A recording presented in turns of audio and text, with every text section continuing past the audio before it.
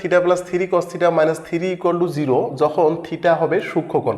চলুন আমরা অঙ্কটা শুরু করি। দিয়ে প্রদত্ত সমীকরণ আমরা তুলে নিয়েছি। এখন আমরা লিখবো হলো বা সাইন স্কোয়ারের পরিবর্তে আমরা লিখতে পারবো হলো 1 মাইনাস হলো কজ স্কোয়ার থিটা প্লাস এখানে পাচ্ছি হলো 3 cos theta minus 3 equal to 0, বা এখানে পাচ্ছি আমরা 2 দ্বারা ডাইরেক্ট গুণ করে দিই, 2 কে 2, এখানে পাচ্ছি হলো 2 কজ স্কোয়ার থিটা প্লাস এখানে পাচ্ছি 3 cos theta minus 3 equal to 0, বা এখানে পাচ্ছি আমি হলো minus 2 cos square theta plus আমার পাচ্ছি হলো 3 কস থিটা, 3-এর থেকে 2 বিয়োগ করলে আমরা পাচ্ছি -1 ইকুয়াল টু 0, বা এবার দেখুন মাইনাস সাইন একটা কমন নিয়ে নিই, আমি এখানে পাচ্ছি হলো 2 কজ স্কোয়ার থিটা মাইনাস আমি এখানে পাচ্ছি হলো 3 cos theta minus +1 equal to 0। দেখুন আমি যদি উভয় দিক থেকে -1 দ্বারা গুণ করি তাহলে 0-র সাথে গুণ করলে 0ই হবে, এবং -1-এর সাথে 1 গুণ করলে এটা কি হবে, তাহলে মাইনাসে মাঝে প্লাস হয়ে এই মাইনাস কিন্তু আমার উঠে যাবে।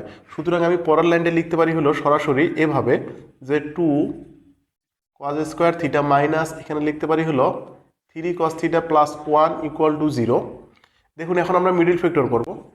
আমরা 2 ভাঙে 3 মিলাবো, 2 কে 2, 2 এর সাথে 1 যোগ করলে 3 হবে। এখানে লিখবো আমরা হলো 2 কজ স্কোয়ার থিটা মাইনাস পাচ্ছি আমি হলো 2 কস থিটা মাইনাস পাচ্ছি কস থিটা +1 ইকুয়াল টু 0। 2টা কস থিটা এবং একটা কস থিটা যোগ করলে আমরা পাবো হলো -3টা কস থিটা। যাই হোক আমরা এখন এখান থেকে 2 কমন নিব, আমরা 2 কস থিটা কমন নিব, তাহলে পাচ্ছি আমরা এখানে হলো কস থিটা -1, এখান থেকে নেব -1 কমন এই দুইটা থেকে, তাহলে পাচ্ছি আমি এখানে হলো কস থিটা -1 ইকুয়াল টু 0, বা আমরা কস থিটা -1 আবার কমন নেব দুই জায়গা থেকেই, কস থিটা -1 কমন নিলাম, এখানে পাচ্ছি হলো 2 কস থিটা -1 ইকুয়াল টু পাচ্ছি 0। এখন আমরা থিটার মানটা বের করব হয় অথবা করে। দেখুন আমরা এখানে লিখতে পারি প্রথমত হয় আমরা এখানে লিখলাম হলো কস থিটা -1 ইকুয়াল টু 0, বা আমরা লিখতে পারি এখানে হলো কস থিটা ইকুয়াল টু 1, ওই পাশে পার হয়ে গেলে ডাইরেক্ট 1 হয়ে যাবে -1, বা দেখুন এখানে আমি লিখতে পারি কস থিটা, কস কত ডিগ্রি মান 1 এটা আমাকে জানতে হবে। কস আমাদের এখানে লিখতে পাবো হলো কস 0 ডিগ্রি মান কিন্তু 1 হয়, কস কস বাদ দিলে অতএব থিটা ইকুয়াল টু 0 ডিগ্রি। এবার দেখুন 0 ডিগ্রি কিন্তু কখনো সূক্ষ্মকোণ হয় না, সূক্ষ্মকোণ বলা হয়েছে 0 ডিগ্রির থেকে বড় 90 ডিগ্রি থেকে ছোট, তখন বলা হয়েছে সূক্ষ্মকোণ।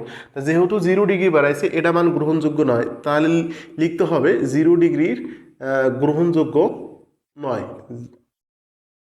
গ্রহণযোগ্য নয়। এবার দেখুন পরের অপশনটা আমরা একটু ট্রাই করি। অথবা আমরা আরেকটা মান পেয়েছি 2 cos থিটা -1, আমরা এখানে লিখতে পারি হলো 2 cos থিটা -1, বা আমরা এখানে লিখতে পারি ইকুয়াল টু 0, আমরা লিখতে পারি cos থিটা এগুলো এই 1 ওই পাশে পার হয়ে গেলে 1 হবে, আর এই 2টা চলে যাবে নিচে। এবার দেখুন বা cos কত ডিগ্রি মান হাফ, cos 60 ডিগ্রি মান হাফ, cos cos যদি বাদ দেই তাহলে থিটা ইকুয়াল টু আমরা কত পাবো 60 ডিগ্রি।